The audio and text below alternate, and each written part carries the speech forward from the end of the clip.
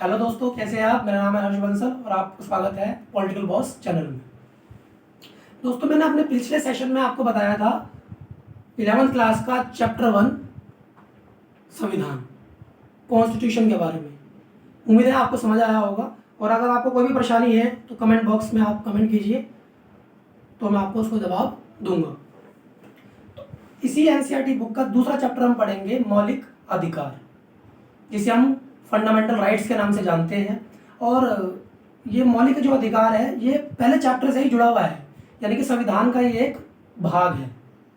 ठीक है दोस्तों, कोशिश करना जैसे कि आप राजनीतिक विज्ञान पढ़ रहे हैं तो राजनीतिक विज्ञान को सुनना ध्यान से। जो मैं बोलता हूँ, जो मैं लेक्चर दे रहा हूँ, उसको ध्यान से सुनना, क्योंकि पॉलिटिकल साइंस जो है, राजनीतिक विज्ञान जो है, वो सुनने से ज़्यादा समझ आती है। ये मेरा खुद का एक्सपीरियंस है। सुनने से ज़्यादा समझ आती है। समझता तो है इंसान, लेकिन जितना आप सुनोगे उसको तो आपको ज़्यादा समझ आएगी। ठीक है, और जैसे मैं हमेशा बोलता हूँ कि आप हमेशा कॉपी पेन लेके बैठे, और जो मेन पॉइंट्स हैं उससे तो आप नोट्स भी बना सकते हो मेरी वीडियो से मुझे सुनकर। तो मैं स्टार्ट करता हूँ कि मौलिक अधिकार। इसमें मैं आपको कंसेप्ट बता देता हूँ कि कंसेप्ट क्या है, मेन चीज़ें क्या है जो हम इसमें पढ़ेंगे। तो जैसे पहला तो हम यही पढ़ेंगे, जो चैप्टर का नाम है मौलिक अधिकार क्या है। दूसरा, कितने प्रकार के मौलिक अधिकार भारतीय संविधान में रखे गए हैं जो कि जनता को प्रदान किए गए हैं, वो हम पढ़ेंगे। इसमें हम जनहित याचिका के बारे में पढ़ेंगे। इसमें हम नीति निर्देशक तत्व के बारे में पढ़ेंगे। फंडामेंटल ड्यूटीज के बारे में पढ़ेंगे, जिसे हम मौलिक कर्तव्य के नाम से जाना जाता है। ठीक है, तो कई चीज़ें हम इसमें पढ़ेंगे। इसमें हम एक बहुत इंपॉर्टेंट जो अधिकार है, संवैधानिक उपचारों का अधिकार, जिसे हम राइट टू क्या कहते हैं, कॉन्स्टिट्यूशनल रेमेडीज कहते हैं, उसके बारे में हम पढ़ेंगे। अनुच्छेद 32 आर्टिकल 32 इसके बारे में पढ़ेंगे। तो सबसे पहले हमें क्या पता होना चाहिए, जो बुक का चैप्टर का नाम है, चैप्टर का नाम क्या है, मौलिक अधिकार क्या है। तो मौलिक अधिकार क्या है, प्रत्येक व्यक्ति को, ध्यान से समझना, प्रत्येक व्यक्ति को एक सम्मानजनक और गरिमापूर्ण जीवन जीने के लिए कुछ अधिकारों की आवश्यकता पड़ती है। प्रत्येक व्यक्ति को एक सम्मानजनक तथा गरिमापूर्ण जीवन जीने के लिए कुछ अधिकारों की आवश्यकता पड़ती है, और इन अधिकारों को संविधान में स्थान दिया जाता है। लेकिन ध्यान रखना, ये अधिकार ये जो अधिकार होते हैं हमारे, ये संविधान द्वारा मान्यता प्राप्त होते हैं, इसलिए इनको संविधान में स्थान दिया गया है। और इसी को हम क्या कहते हैं, मौलिक अधिकार, फंडामेंटल राइट्स। अनुच्छेद 12 से लेकर 35 तक मौलिक अधिकारों के से संबंधित अनुच्छेदों को संविधान में शामिल किया गया है। जैसे एक समानता का अधिकार है, पहला जो अधिकार है हमारा राइट्स है, समानता का अधिकार, राइट टू इक्वलिटी। अनुच्छेद 14 से लेकर 18 तक है ये भारतीय संविधान में। अनुच्छेद 14, 15, 16, 17, 18 इसको हम पढ़ेंगे। दूसरा, स्वतंत्रता का अधिकार, अनुच्छेद 19 से लेकर 22 तक दी गई है स्वतंत्रता है, राइट टू फ्रीडम, इसको हम पढ़ेंगे। शोषण के विरुद्ध अधिकार, ठीक है, शोषण के जो लोगों को शोषण होता है उसके बारे में हम पढ़ेंगे। अनुच्छेद 23 और 24 के अंतर्गत आता है ये। धार्मिक स्वतंत्रता का अधिकार, धर्म के आधार पर जो हमें समानताएं दी गई है, स्वतंत्रता आज़ादी दी गई है, उसके बारे में हम पढ़ेंगे। अनुच्छेद 25 से लेकर 28 तक इसमें हम पढ़ेंगे। ठीक है, अल्पसंख्यक, जो अल्पमत जिसको हम बोलते हैं अल्पमत, अल्पसंख्यकों के शैक्षणिक तथा सांस्कृतिक अधिकारों के बारे में हम पढ़ेंगे अनुच्छेद 29 और 30 में। और अगला है आपका संवैधानिक उपचारों का अधिकार, राइट टू कॉन्स्टिट्यूशनल रेमेडीज, अनुच्छेद 32 इसके बारे में हम पढ़ेंगे। और एक अनुच्छेद 31 है संपत्ति का अधिकार, इस बुक में आप पढ़ोगे अगर एनसीईआरटी में, तो अनुच्छेद 31 संपत्ति का अधिकार, इसके बारे में मैं बता दूंगा आपको। वैसे इसका कोई जरूरत नहीं है, क्योंकि उसको अब हटा दिया गया है, यह भारतीय संविधान में शामिल नहीं है। ठीक है, तो हम स्टार्ट करते हैं। पहला, जैसे पहला क्वेश्चन बनता है दोस्तों कि मौलिक अधिकार क्या है। जैसे मैंने आपको बताया था कि प्रत्येक व्यक्ति को एक सम्मानजनक तथा गरिमापूर्ण जीवन जीने के लिए कुछ अधिकारों की आवश्यकता पड़ती है। ठीक है, इन अधिकारों को संविधान में स्थान दिया जाता है, और संविधान द्वारा मान्यता प्राप्त इन्हीं अधिकारों को हम मौलिक अधिकार कहते हैं। ठीक है, अब दूसरा, ये पहला क्वेश्चन बन गया हमारा। दूसरा क्वेश्चन है हमारा कि भारतीय संविधान में कितने मौलिक अधिकार है और वर्तमान समय में कितने मौलिक अधिकार जनता को प्रदान किए गए हैं। दूसरा क्वेश्चन क्या है कि भारतीय संविधान के अंदर कितने प्रकार के मौलिक अधिकार दिए गए हैं, और वर्तमान समय में अगर हम देखा जाए तो जनता को कितने प्रकार के अधिकार वो दिए गए हैं। तो जैसे मैं पहले बता देता हूँ आपको, भारतीय संविधान में अनुच्छेद 12 से लेकर 35 तक मौलिक अधिकारों को एक सूची दी गई है। और वर्तमान समय में 6 प्रकार के अधिकार हैं, मौलिक अधिकार जो जनता को दिए गए हैं। जैसे पहला है समानता का अधिकार, इसे इंग्लिश में बोलते हैं राइट टू इक्वलिटी। यह पढ़ेंगे अनुच्छेद 14 में, 15 में, 16 में, 17 में, 18 में, यानी कि अनुच्छेद 14 से लेकर 18 तक ये अधिकार दिए गए हैं राइट टू इक्वलिटी के। दूसरा है स्वतंत्रता का अधिकार। स्वतंत्रता का अधिकार राइट टू फ्रीडम, ये अनुच्छेद 19 में पढ़ेंगे, 20 में पढ़ेंगे, 21 में और 22 में, यानी कि 19 से लेकर 22 तक ये स्वतंत्रता हमें दी गई है। तीसरा है शोषण के विरुद्ध अधिकार, यानी कि राइट टू अगेंस्ट एक्सप्लॉयटेशन। ठीक है, ये शोषण होता है लोगों का, उसके अधिकारों के बारे में पढ़ेंगे अनुच्छेद 23 और 24 में। चौथा है धार्मिक स्वतंत्रता का अधिकार, right to freedom of religion. इसमें अनुच्छेद 25, 26, 27 और 28 ये 4 अधिकार आ जाते हैं, अनुच्छेद आ जाते हैं। अनुच्छेद 25 से लेकर 28 तक इसमें हम पढ़ेंगे। पांचवा जो मौलिक अधिकार है वो है हमारा अल्पसंख्यकों के शैक्षणिक तथा सांस्कृतिक अधिकार, अनुच्छेद 29 और 30 में हम पढ़ेंगे। Cultural and educational rights. छठा है संवैधानिक उपचारों का अधिकार, ये है अनुच्छेद 32, यानी कि आर्टिकल 32। इसे इंग्लिश में बोलते हैं cultural and constitutional remedies. Remedies मतलब होता है उपाय, किसी का उपाय करना, किसी का उपचार कर देना। ठीक है, इसे कहते हैं हम संवैधानिक उपचारों का अधिकार, अनुच्छेद 32। चलो स्टार्ट करते हैं। ठीक है, पहले हम पढ़ेंगे समानता का अधिकार। ठीक है, अनुच्छेद 14 से लेकर 18 तक। ठीक है, याद रखना अनुच्छेद 14 से लेकर 18 तक समानता का अधिकार दिया गया है जनता को। तो इसमें हम पढ़ेंगे पहली समानता। पहली समानता क्या है हमारी? Equality before the law. क्या बोलते हैं? Equality before the law. इसे कहते हैं कानून के समक्ष समानता। इसे हम इसको ध्यान रखना, दूसरा भी बोला जाता है कि विधि का शासन, विधि के समक्ष समानता। विधि मतलब कानूनी होता है, तो विधि के समक्ष समानता भी आ जाता है कहीं ना कहीं। ठीक है ना, कंफ्यूज मत होना बस। तो उस कानून की समक्ष समानता इसमें पढ़ते हैं कि अनुच्छेद 14 के अनुसार भारत के सभी नागरिकों को बिना किसी भेदभाव के कानूनी समानता प्रदान की गई है। सरकार कानून बनाते समय कोई भेदभाव नहीं करेगी, ठीक है ना, और कानून सभी के लिए एक जैसा होगा, और न्यायालय भी निर्णय देते समय किसी के साथ कोई भेदभाव नहीं करेगा। कानून के समक्ष समानता को विधि का शासन भी बोला जाता है। इसका मतलब है कि कानून सर्वोच्च है। इसका मतलब है कानून सर्वोच्च है और कोई भी व्यक्ति कानून से ऊपर नहीं है। कानून की दृष्टि में सभी लोग समान हैं। तो कानून के समक्ष समानता हमें यही बताता है अनुच्छेद 14 के अंदर कि कानून सबके लिए समान है। कानून के आधार पर किसी के साथ देश में कोई भेदभाव नहीं होगा, चाहे वो किसी भी धर्म, जाति, लिंग या वर्ण से हो। ठीक है, सभी के लिए कानून समान होगा। और यहाँ तक कि सुप्रीम कोर्ट जो देश का सर्वोच्च न्यायालय है, वो भी कानून बनाते समय, या फिर जो भारतीय संसद कानून बनाती है वो भी अब कानून बनाते समय या सर्वोच्च न्यायालय निर्णय देते समय अपना कोई किसी के साथ कोई भेदभाव नहीं करेगा। ये बोलता है कानून के समक्ष समानता। ठीक है, दूसरा है हमारा इसी के अंदर अनुच्छेद 15 सामाजिक समानता। सामाजिक समानता मतलब होता है सोशल इक्वलिटी, कि समाज के अंदर कोई भेदभाव नहीं होगा किसी के साथ। हाँ जी, समाज के अंदर किसी के साथ कोई भेदभाव नहीं होगा। ये हम पढ़ेंगे सामाजिक समानता के अंदर। जैसे संविधान के अनुच्छेद 15 क्या बोलता है? भारत के सभी नागरिकों को, चाहे वे किसी भी धर्म, जाति, वर्ण, लिंग से हो, सामाजिक समानता प्रदान की गई है। सामाजिक समानता के अनुसार समाज में किसी भी व्यक्ति के साथ कोई भेदभाव नहीं होगा और सभी सार्वजनिक स्थान सभी लोगों के लिए समान रूप से खुले रहेंगे। जो भी सार्वजनिक स्थान है, जैसे अगर एग्जाम्पल ले लो कि मैं एक एग्जाम्पल देता हूँ कि पार्क है, हम सब पार्क में जाते हैं, एक सार्वजनिक स्थान है।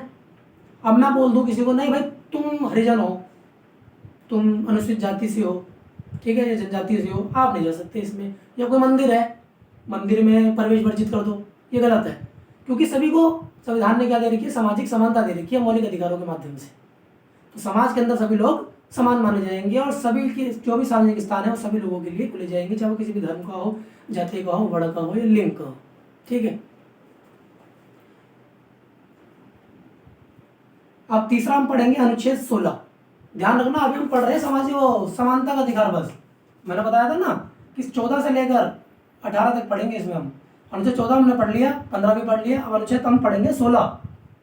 हाँ जी, अनुच्छेद 16 पढ़ते हैं। संविधान अवसर की समानता, इक्वलिटी ऑफ अपॉर्चुनिटी। ठीक है, अवसर, अवसर मतलब अपॉर्चुनिटी, किसी भी क्षेत्र में हो, चाहे वो शिक्षा के क्षेत्र में हो, ठीक है, चाहे वो खेलों के क्षेत्र में हो, किसी भी क्षेत्र में हो, उसकी समानता मौलिक अधिकारों के माध्यम से हमें दी गई है। ये हमारा एक अधिकार है, एक राइट्स है। तो उसमें हम पढ़ेंगे संविधान के अनुच्छेद 16 क्या बोलता है, देखते हैं। सभी नागरिकों को अवसर की समानता दी गई है।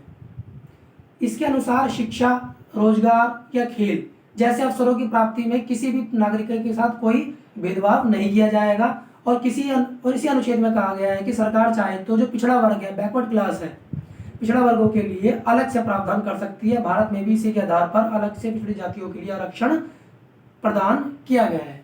ये क्या बोलता है अवसर की समानता, कि सभी व्यक्तियों को भारत में रोजगार के क्षेत्र में, शिक्षा के क्षेत्र में आगे बढ़ने के पूरे चांस दिए जाएंगे, समान है वो, किसी के साथ कोई भेदभाव नहीं किया जाएगा। ऐसा नहीं कोई निचली कास्ट से है, कोई जनरल कास्ट से है कोई, तो उसको हम शिक्षा के क्षेत्र में ज़्यादा स्थान देंगे, नहीं। यहाँ तक कि इसमें यह भी बोला गया है कि सरकार चाहे तो पिछड़ा वर्ग जो है हमारा, backward class, other backward class जिसे हम ओबीसी बोलते हैं, उसको हम विशेष स्थान दे सकते हैं। इसमें अलग से प्रावधान उसके लिए हम रख सकते हैं अवसर की समानता में, क्योंकि वो पिछड़े हुए हैं इसलिए। ठीक है ना, चलो आगे बढ़ते हैं। ध्यान रखना दोस्तों, ये मेरे खुद के नोट्स हैं।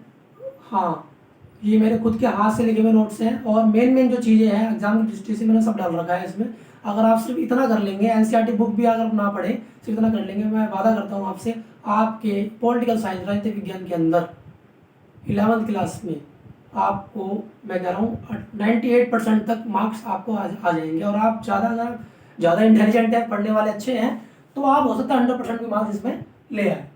और मैं उम्मीद करूँगा कि आपको ना ग्रेजुएशन, मतलब आगे भी दिक्कत ना हो, ग्रेजुएशन तक, स्नातक तक भी आपको मैं इसमें उस लेवल तक का भी पढ़ाऊँ। ठीक है ना। तो अगला हम पढ़ते हैं, हमने अवसर की समानता पढ़ा अनुच्छेद 16, इसमें हम पढ़ेंगे अनुच्छेद 17, आर्टिकल 17। इसमें दिया गया अस्पृश्यता का अंत। ठीक है, एबोल्यूशन ऑफ अनटचेबिलिटी, अस्पृश्यता। अब ये अस्पृश्यता क्या है, कि इसमें अस्पृश्यता का अंत कर दिया गया है समानता के अंदर। अस्पृश्यता मतलब होता है दोस्तों छुआछूत करना। अरे नहीं, इसको मत छुओ, हमें ये बीमारी हो जाएगी, हमें ये हो जाएगा, ये सब, इन सब चीज़ों का अंत कर दिया गया है। क्या बोलता है अनुच्छेद 17, पढ़ते हैं।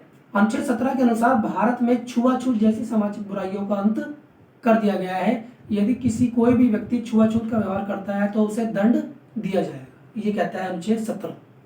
क्योंकि अस्पृश्यता का अंत कर दिया गया है इसके माध्यम से, और जो भी सामाजिक बुराई के अंदर आता है अस्पृश्यता, इसका पूरी तरह से अंत कर दिया गया। जो भी ऐसा व्यवहार करेगा तो उसको दंड दिया जाएगा। ठीक है, ये है अनुच्छेद 17। अब पढ़ते हैं हम अनुच्छेद 18। अनुच्छेद 18 क्या कहता है, उपाधियों का अंत, एंड ऑफ टाइटल्स, उपाधियों का अंत कर दिया गया है इसके माध्यम से। क्या बोलता है ये, संविधान के अनुच्छेद 18 के अनुसार सरकार शिक्षा और सैनिक, ध्यान रखना क्या बोलता है ये, सरकार शिक्षा और सैनिक उपाधियों को छोड़कर अन्य किसी भी प्रकार की कोई उपाधि प्रदान नहीं करेगी। इसको पूरी तरह से समाप्त कर दिया गया है कि अन्य क्षेत्रों में कोई उपाधि वो नहीं देगी, शिक्षा और सैनिक को छोड़कर। ठीक है दोस्तों, मैंने समानता का अधिकार आपको पढ़ा दिया है पूरा, अनुच्छेद 14 से लेकर 18 तक। ठीक है ना। अब हम पढ़ेंगे इसके बाद स्वतंत्रता का अधिकार, अनुच्छेद 19 से लेकर 22 तक जो स्वतंत्रता हमें दी गई है। तो अनुच्छेद 19, ध्यान रखना, जो अनुच्छेद 19 है वो बहुत वाइड है अपने आप में, क्योंकि अनुच्छेद 19 में ही 6 प्रकार की स्वतंत्रता हमें दी गई है, अनुच्छेद A, B, C ऐसे करके। ठीक है ना। तो थोड़ा डीपली हम इसको पढ़ेंगे इसमें। जैसे अनुच्छेद 19 में ही 6 प्रकार की स्वतंत्रता दी गई है। पहले हम पढ़ेंगे अनुच्छेद 19A। अनुच्छेद 19A क्या कहता है, अनुच्छेद 19A के अनुसार भारत के प्रत्येक नागरिक को अपने विचारों को बोलकर, लिखकर अथवा छापकर व्यक्त करने का अधिकार होगा। इस स्वतंत्रता को विचार एवं अभिव्यक्ति की स्वतंत्रता के नाम से भी जाना जाता है। और इसी के आधार पर भारत में किसको स्वतंत्रता दी गई है, न्यूज़ चैनलों को, मीडिया को। ठीक है ना। परंतु एक चीज़ मैं बता दूं आपको, ये स्वतंत्रता का अधिकार पढ़ाने से पहले, ये जितने भी हम स्वतंत्रता का अधिकार पढ़ेंगे इसमें ना गवर्नमेंट ने प्रतिबंध लगा दिया कुछ हद तक कि लोग उसका नाजायज फायदा ना उठाएं। ठीक है ना, अंकुश लगा दिया देश की एकता और अखंडता को देखते हुए कि लोग उसका नाजायज फायदा ना उठाएं। जैसे कि अगर हम पढ़ते हैं अनुच्छेद 19A के अंदर, ये बोलता है कि विचार एवं अभिव्यक्ति की स्वतंत्रता में दी गई है, हमें कुछ भी बोलने का, लिखने का या छापने का अधिकार है। जैसे इसके माध्यम से मीडिया को स्वतंत्रता प्रदान की गई है, लेकिन परंतु देश की सुरक्षा, एकता और अखंडता और न्यायालय की अनुमानना, किसी की मानहानि और भारत के मित्र देशों के विरुद्ध विचार व्यक्त करने का अधिकार हमें नहीं है। इस पर गवर्नमेंट प्रतिबंध लगा देती है और सही भी है मेरे हिसाब से। मैं बोल दूं तुम्हें विचार व्यक्ति की स्वतंत्रता दी गई है, अब तुम किसी का विरोध, किसी के देश का विरोध कर रहे हो, देश के क्या अपने देश का मान लो विरोध कर रहे हो, भारत के बारे में बुरा बोल रहे हो, तुम तो कह दोगे नहीं जी हमें तो विचार व्यक्ति की स्वतंत्रता है। नहीं, गलत है ना वो, क्योंकि देश की एकता और अखंडता के विरुद्ध है वो। जो भारतीय संविधान की प्रस्तावना है उसके विरुद्ध है वो, जो क्लेम्स है भारत की उसके विरुद्ध है वो। तो ऐसा नहीं करना, इसलिए उस पर प्रतिबंध गवर्नमेंट ने लगा दिया। वैसे तो है विचार व्यक्ति, अपने विचार रखो, आप खुले रख सकते हो, फुल आज़ादी है आपको, जिसे मीडिया करती है। ठीक है ना, लेकिन देश की एकता और अखंडता के विरुद्ध वो विचार नहीं होने चाहिए। ठीक है, ये है अनुच्छेद 19A का पहला भाग, अनुच्छेद 19A। दूसरी स्वतंत्रता हम पढ़ेंगे, अभी अनुच्छेद 19 ही पढ़ रहे हैं हम। अनुच्छेद 19B, अनुच्छेद 19B क्या कहता है? अनुच्छेद 19B ये कहता है कि बिना हथियारों के शांतिपूर्वक सभा अथवा सम्मेलन करने की स्वतंत्रता हमें दी गई है, परंतु वही देश की एकता सुरक्षा के विरुद्ध नहीं होना चाहिए, इस पर लेकर प्रतिबंध है। ठीक है, इसके अनुसार हम क्या कर सकते हैं? बिना हथियारों के, ऐसा नहीं तुम AK-47 लेके बैठे हो सम्मेलनों में, सभाओं में ना, बिना हथियारों के शांतिपूर्वक सभा हम सम्मेलन कर सकते हैं, ये हमें पूर्ण स्वतंत्रता है अनुच्छेद 19B के माध्यम से। ठीक है ना, अब हम पढ़ेंगे अनुच्छेद 19F, अनुच्छेद 19F, आर्टिकल 19F। अनुच्छेद 19F के अनुसार सभी नागरिकों को अपनी पसंद का व्यवसाय करने की स्वतंत्रता प्रदान की गई है, कि वो अपनी पसंद का व्यवसाय कर सकता है अनुच्छेद 19F के माध्यम से, परंतु वही देश की एकता और अखंडता के विरुद्ध नहीं होना चाहिए। यार सोचो, आपको कोई भी बिजनेस या व्यवसाय करने का अधिकार है, आप कुछ भी कर सकते हो। आप कह दो जी अनुच्छेद नहीं, हमें भारत का संविधान बोलता है, मौलिक अधिकार बोलते हैं, हमें स्वतंत्रता दी गई है अनुच्छेद 19F के माध्यम से। अब तुम सोचो अपने घर के नीचे बम की फैक्ट्री खोल लो, बम बनाने लग जाओ अपने घर के नीचे ही, आप कह दो कि नहीं जी हमने तो अपना व्यवसाय खोल रखा है, आज़ादी है। नहीं, देश की एकता और अखंडता के विरुद्ध है ये, आप ऐसा नहीं कर सकते। इसको लेकर भारतीय संविधान प्रतिबंध लगाता है। ठीक है, पूर्णतः मनाही है। अब अच्छा व्यवसाय करो जो देश की एकता और अखंडता के विरुद्ध ना हो। ठीक है, तो अनुच्छेद 19F के माध्यम से व्यवसाय करने की स्वतंत्रता में प्रदान कर दी गई है। आगे हम पढ़ते हैं अपराधों के समक्ष दोष सिद्धि का अधिकार।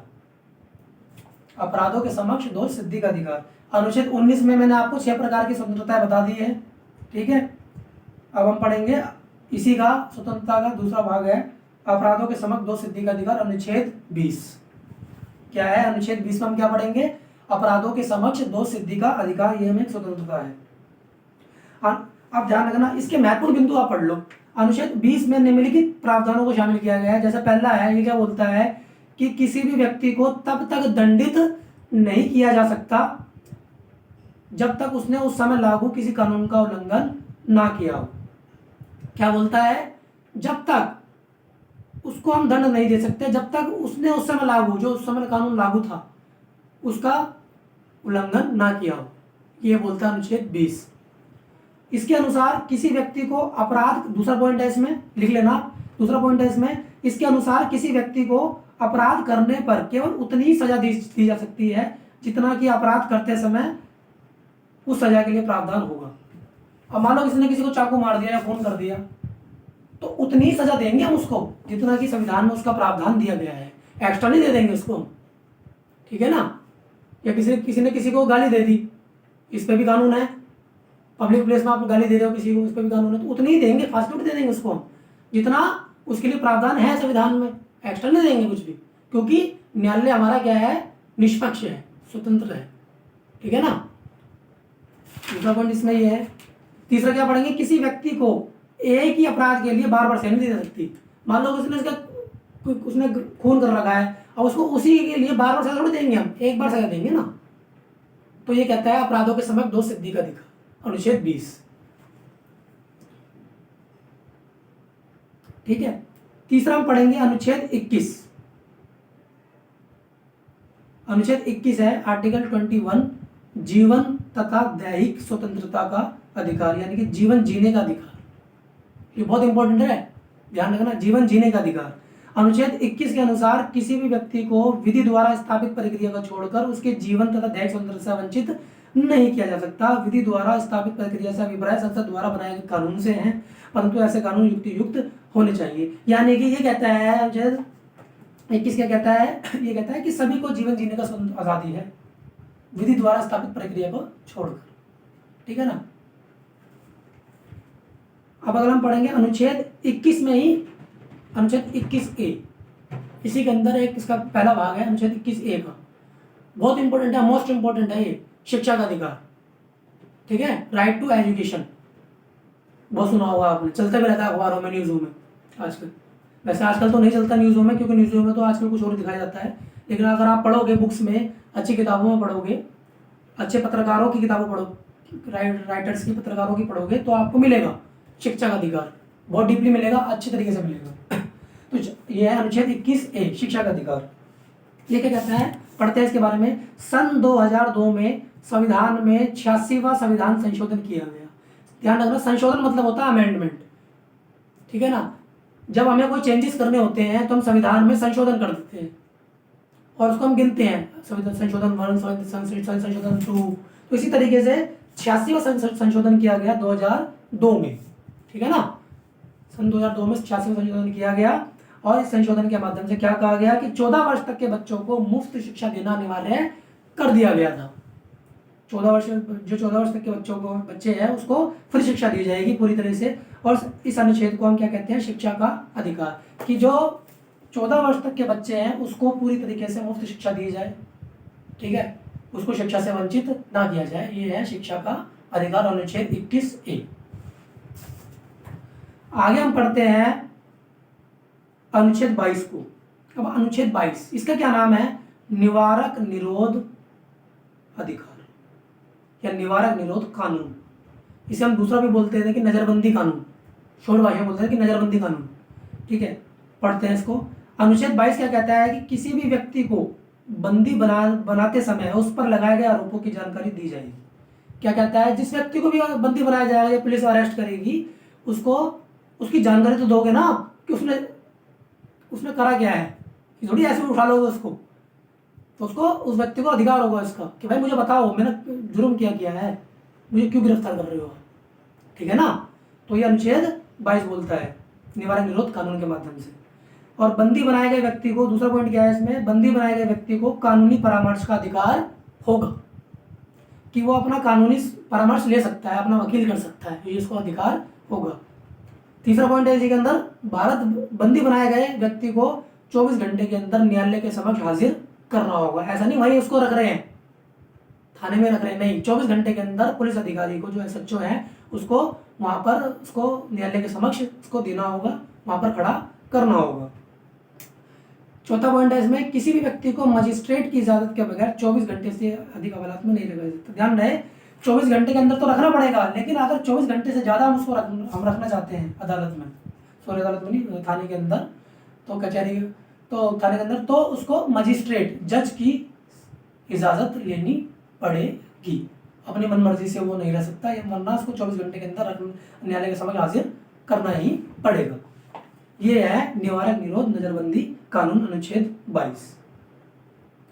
हम पढ़ते हैं निवारक निरोध को, थोड़ा डीपली पढ़ते हैं कि निवारक निरोध क्या है, ठीक है ना। निवारक निरोध, इसको इंग्लिश में बोलते हैं प्रिवेंटिव डिटेंशन। डिटेंशन मतलब एक जगह उसको बंदी बना लेना, रख देना, ठीक है, छुपा कर रख देना, या फिर, तो इसे कहते हैं प्रिवेंटिव डिटेंशन। ठीक है, कुछ इंग्लिश के स्टूडेंट भी होंगे तो ध्यान रखना, मैं कुछ इंग्लिश में बताता रहूँगा आपको बीच बीच में। इसे कहते हैं प्रिवेंटिव डिटेंशन, निवारक निरोध। ठीक है ना।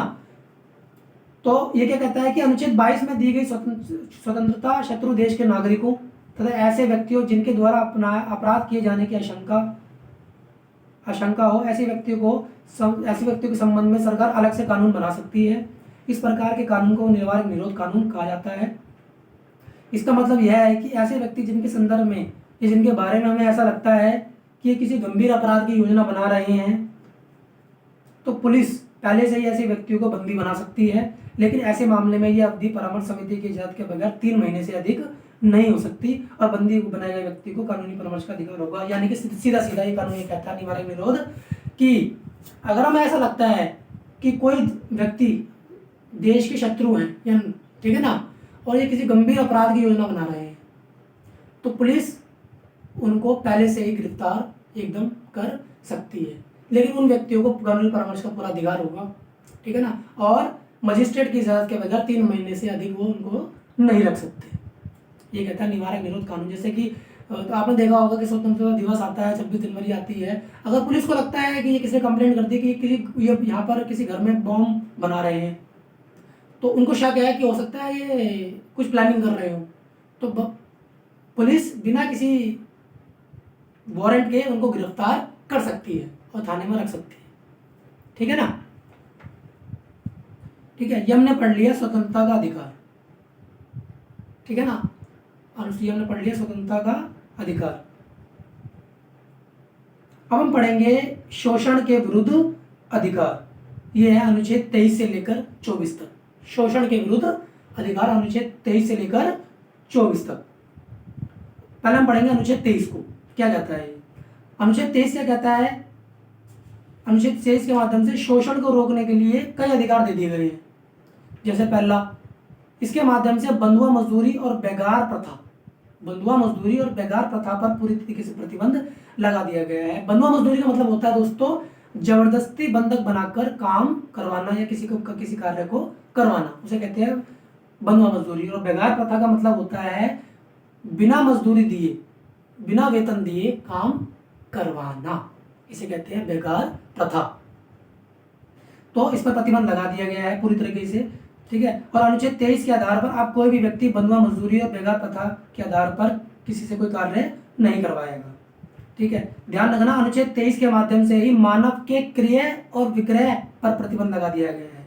यानी कि देह व्यापार को प्रतिबंधित कर दिया गया है अनुच्छेद 23 के माध्यम से ही मानव के क्रय और विक्रय पर पूरी तरीके से प्रतिबंध लगा दिया गया है। तो क्या कहता है अनुच्छेद 23, देह व्यापार को प्रतिबंध कर दिया गया, बंधुआ मजदूरी का प्रतिबंध कर दिया गया और बेगार प्रथा को प्रतिबंध कर दिया गया है। अनुच्छेद 24 पढ़ते हैं आप। अनुच्छेद 24 क्या कहता है। 14 वर्ष से कम के बच्चों से कठोर तथा जोखिम भरे कार्य नहीं कराए जा सकते। इसी के आधार पर फैक्ट्री और कारखानों में बच्चों के कार्य करने पर पूरी तरीके से प्रतिबंध अंकुश लगा दिया गया है कि ये 14 वर्ष से कम बच्चे हैं, कम उम्र के बच्चे हैं, उनको फैक्ट्रियों में या कारखानों में काम नहीं करवा सकते। आपने देखा होगा इतनी बड़ी बड़ी इंडस्ट्रीज हैं, वहाँ पर हालांकि एक साइन बोर्ड भी लगा होता है कि 14 वर्ष से कम के बच्चे यहाँ पर कार्य नहीं कर सकते, ये प्रतिबंध है पूरी तरीके से। ठीक है ना। तो ये अनुच्छेद 24 कहता है। ठीक है, ये हमने पढ़ लिया समानता का अधिकार और स्वतंत्रता का अधिकार। ठीक है, अब हम पढ़ेंगे धार्मिक स्वतंत्रता का अधिकार में कौन कौन से अधिकार आते हैं। तो कितने अधिकार आते हैं, अनुच्छेद 25 से लेकर 28 तक। अनुच्छेद 25, 26, 27, 28 ये चारों अधिकार धार्मिक स्वतंत्रता के अधिकार के अंतर्गत आते हैं। ठीक है ना। पहले हम पढ़ते हैं अनुच्छेद 25 को, ये क्या बोलता है। अनुच्छेद 25 के अनुसार सभी व्यक्तियों को अपने धर्म को मानने और उसके अनुसार आचरण करने तथा उसकी उपासना करने का अधिकार है। अनुच्छेद 25 क्या कहता है कि सभी व्यक्ति, क्योंकि धर्म से रिलेटेड है अधिकार, तो सभी व्यक्तियों को अपने धर्म को मानने का, उसके अनुसार आचरण करने का, उसकी उपासना तक करने का यानी कि पूजा तक करने का अधिकार है। जैसे कि मोमडन टोपी पहनते हैं, अधिकार है, आप विरोध नहीं कर सकते उसका। हिंदू धर्म में टीका लगाते हैं, ठीक है, नहीं कर सकते विरोध। ऐसे क्रिश्चियन है, ईसाई है, जैन है, तो सभी लोग अपने अपने अनुसार उसका आचरण कर सकते हैं, उसको मान सकते हैं, उसकी पूजा करते हैं। यह हमें कहता है अनुच्छेद 25। अब हम आगे बढ़ते हैं अनुच्छेद 26 की तरफ। अनुच्छेद 26 क्या कहता है? अनुच्छेद 26 कहता है कि सभी व्यक्तियों को अपने धर्म का प्रचार करने, उसके प्रचार के लिए धार्मिक स्थलों, धार्मिक संस्थानों की स्थापना करने और धार्मिक कार्यों को पूरा करने के लिए संपत्ति के क्रय विक्रय का अधिकार है। अनुच्छेद 26 क्या कहता है कि सभी धर्म के लोग धार्मिक स्थलों का निर्माण कर सकते हैं, अपने अपने धार्मिक संस्थाओं की स्थापना कर सकते हैं और उसको पूरा करने के लिए संपत्ति की क्रय विक्रय भी कर सकते हैं अपनी। ठीक है ना। अब आते हैं अनुच्छेद 27